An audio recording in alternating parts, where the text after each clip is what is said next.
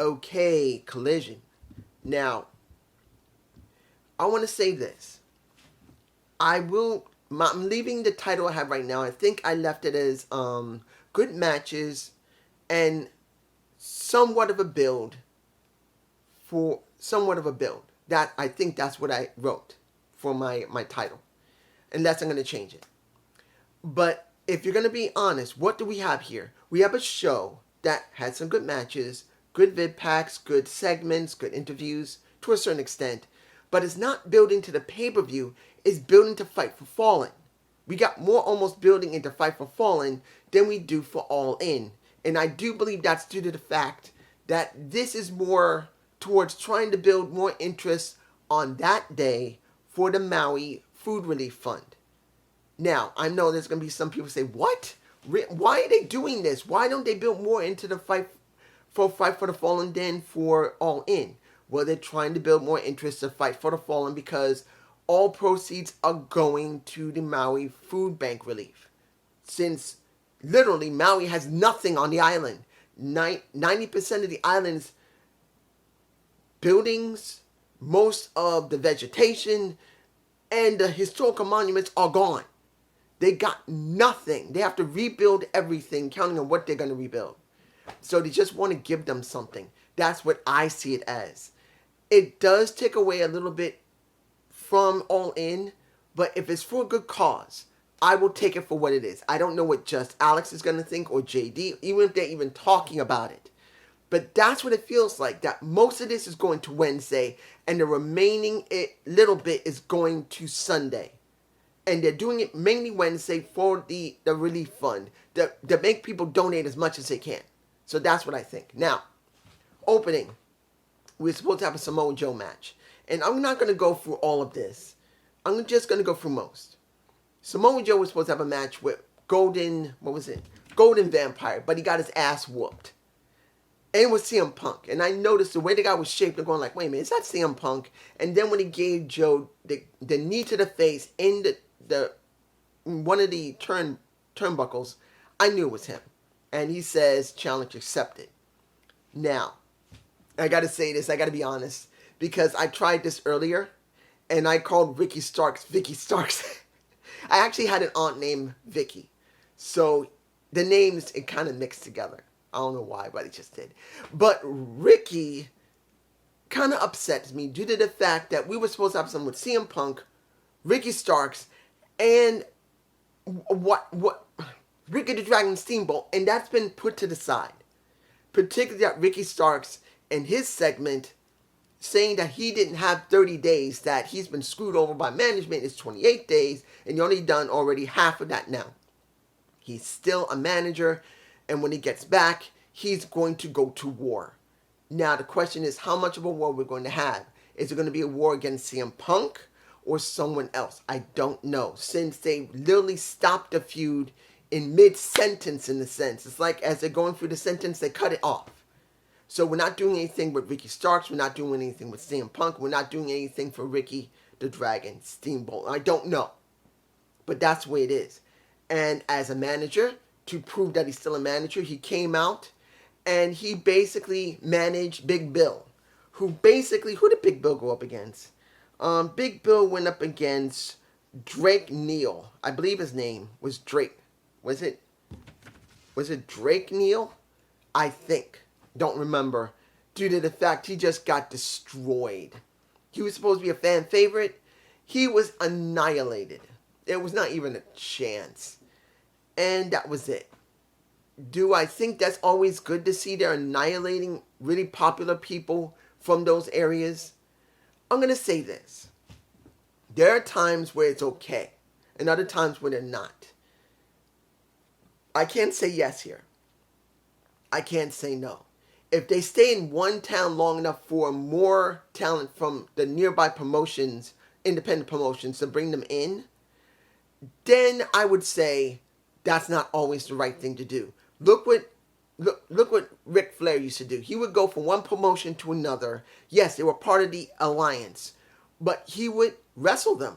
Yes, he would win because he's a champion, but he would make them look good before they lost. Drake Neal didn't even stand a chance. I'm just saying.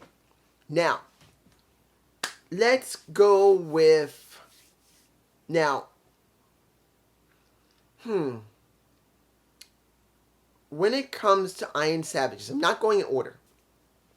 Dealing with Bullet Club Gold, when we have Austin, Colton, and I think it was Juice Robinson. I'll say this, I like Bullet Club Gold. I do. I think they're doing pretty well. Rock Hard Juice Robinson is just a freaking nut.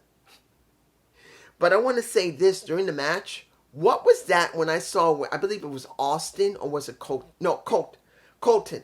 He was trying to do a drop kick, but he never even got a chance to even do the drop kick. He's like mid-air, and he doesn't kick. He just falls back down onto the mat like he got stopped. Now, maybe I missed something because my screen glitched, which it did.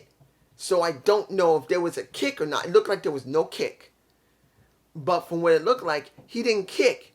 It didn't look like the guy from Iron Savages even stopped him. He was in the air like this and then landed back down. So, unless I'm going blind, which I'm supposed to be wearing glasses, guys. I got nearsightedness with stigmatism, and I'm such a stubborn bastard that I only use my glasses when it's necessary. I hate wearing glasses. I might have missed something. You guys tell me below. Next match that I don't know where they're going to go with this. And particularly, we gave it time, but then it's like, what does the women gain here? What does any of these women gain? Diamante versus Willow Nightingale. Look, I love me some Willow. Willow's a gorgeous looking woman that is a New Yorker. She's my girl. At least one of, well, Statlander's not one of my favorite wrestlers, but she's also from New York and she's my girl too. I got to say that. But wouldn't it been better for Statlander to be doing this match instead of Willow Nightingale? I'm going like, what exactly are we getting here? Because literally, I don't know what we're going to get for the TBS champion. Is the TBS title even going to be defended at All In? It should. I don't know if it will. Because I haven't even heard the announcement that there's going to be a match between Statlander and Mercedes Martinez again. As far as I know, there's not going to be one. But I haven't checked the website for AEW to see if there is going to be a match. So if there is one, you can tell me below. But as far as I know, there is no match.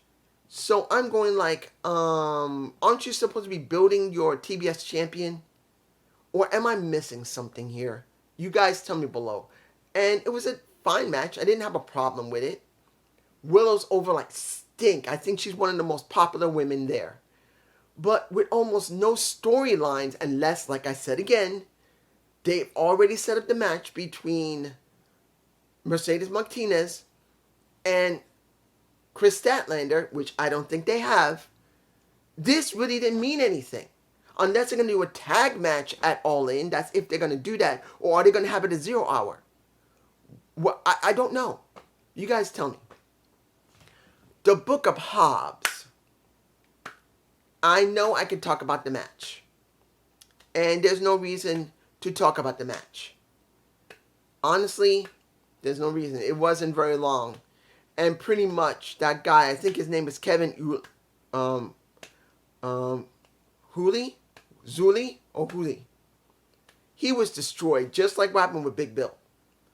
But the only thing that we did get that was important was Miro finally showing up on the Titantron. Now, I didn't say anything about the attack that when Miro got called out last week on Collision by Hobbs because he wants to have redemption and he thinks the best person is the Redeemer.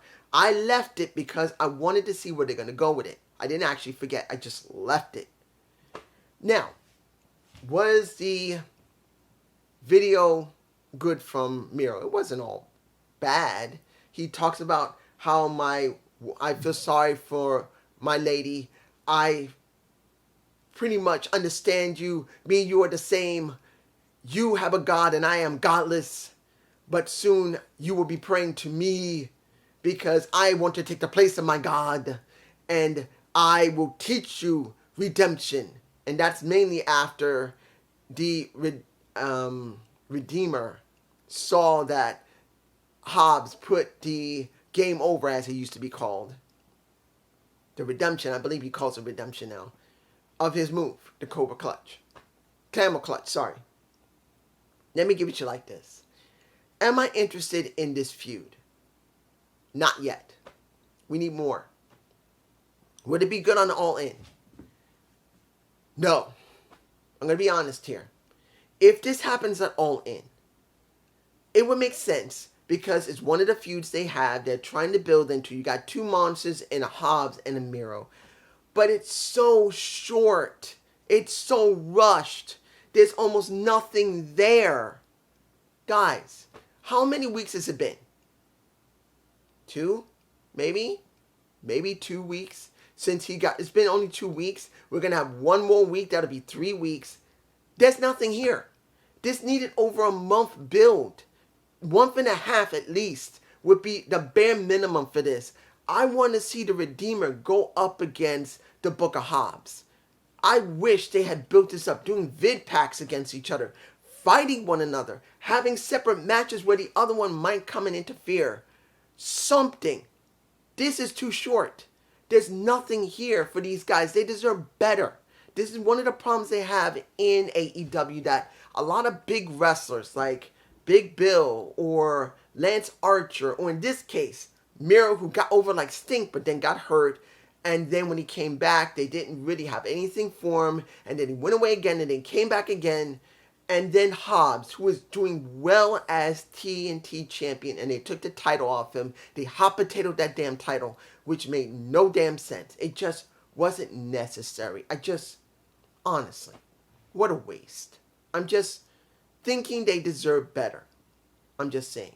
Now, I could talk about what happened with Roosh and Vaughn, but I'm going to leave it. Yes, they got kidnapped. I'm going to leave it alone because I don't know what to think of that. What else do we have here? Yes, we did get a lot of vid packs from when they're talking about MJF and Cole, as well as everything else they got there. But I'm going to leave it because we already heard the same vid packs. We've seen the same vid packs. Let me give it to you like this when it comes to Toni Storm and her now eccentric look. And that little bun of hers in the head. I don't know how to feel yet. I don't know how to feel. It's interesting to see her pivot her character. Yes. But after showing her cleavage almost 3 weeks ago, I think. 2 or 3 weeks ago easily. And now we're getting her in the Fatal 4-Way where she's heavily eccentric. Out of her mind like nuts because she lost her damn title. And now she has the opportunity of becoming a 3-time champion. I don't know how to feel unless she wins. Guys, this is where it comes into. The Outcast has never really reached anywhere like with the OGs. They never devoted anything with them. They gave them only 4 or 5 women to do that storyline, which it should have had 10 women. 5 on each side, having feuds, having fights, making it mean something. Then incorporating the title of either the current title or the TBS title. They never went there. They never involved yes, they did involve the champion, Jamie Hayter, who's now out. They could have done something with Jade Cargill. They did nothing with her. And it felt like it needed more. And it just didn't. But now that we have Toni Storm acting the way she is, I'm interested. But she's got to win. She has to win, because if she doesn't win the damn title, what does this change in character really mean? Her being eccentric, wearing like negligee, almost like a silken robe, like almost negligee, trying to look incredibly like that you want to, as a man or woman, it don't matter. You want to go like this. You want to go like this. You want to do some other type of pelvic thrust. I can't say which one and which sex, because now both sexes can pelvic thrust now. You know what I mean? Strap it. You get my point. But the point here is that you have a sexy, eccentric, and Toni Storm has to win the title now. Out of any of the women there, her character has become the most intriguing. But if she doesn't win, it means nothing. I'm just saying. Final match of the night. I'm sure I'm missing something. The final match of the night, Darby Allin versus Christian Cage. I will tell you this. This was the best match. Now, mind you, I can say easy. I'm not forgetting about Jay White and Dante, Delton. I always get Delton Castle's name wrong. I'll get to that in a minute. But this was the best match of the night. The reason I'm saying this last, I'm going to say that one last because I have something to say about Castle. But this was the best match of the night. Flat out, I did enjoy the match. And pretty much, not everyone's going to like it. Definitely don't like Darby Allin. I know there's people who just can't stand him because he's what they would call a very heavily spotted wrestler. I'm not going to call him that stupid name because I think it's dumb. There are places for high-flying, high-impact wrestlers, ground and pound wrestlers, or just comedic wrestlers. It just is. Calling them, no, I have to do it. Calling them a spot monkey is stupid at this point. I'm sorry. It's a dumb concept to call them that. It's just dumb. It is. We have room for high-flying, high-impact wrestlers, ground and pound, or theatrical, or comedic wrestlers. It's all there. You can do it. Come on. But as it stands, there's going to be people who just don't like it. I did like it. Luchasaurus was there. In many cases, he tried to make it even mean something more, and he did. But this is about Christian Cage wanting to be all about him and him being the TNT champion when he's not. And he lost the match. But after it was all over, and as Tony was about to interview him, he got his ass whooped again. And then Tony Giovanni was forced to onto the mat and say the winner is Christian Cage.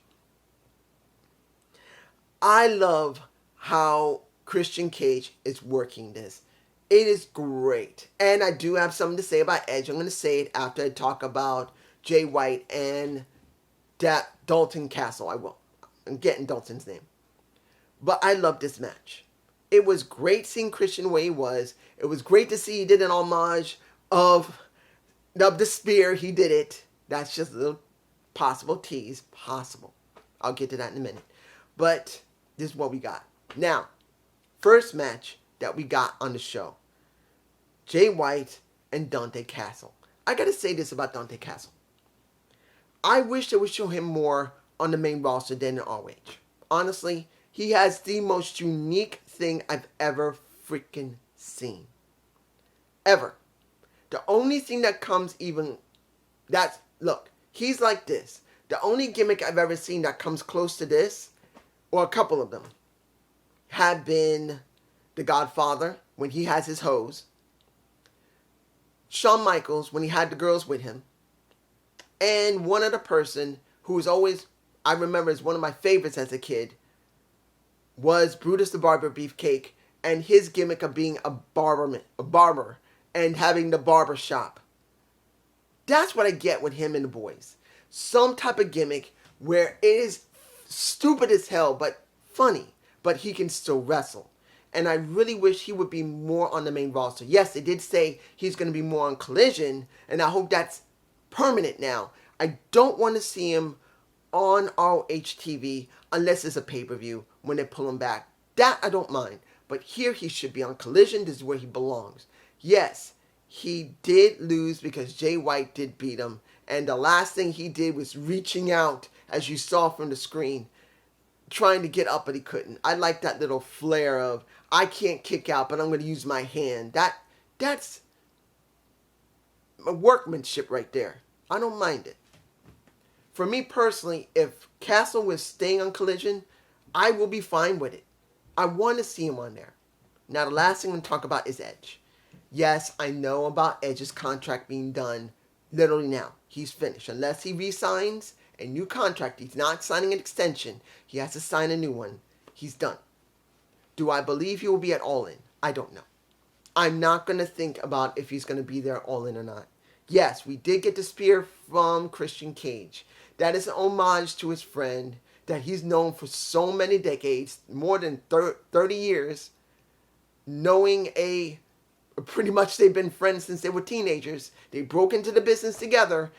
Yes, I can understand them doing that as a tease. Could he go there? Of course he could.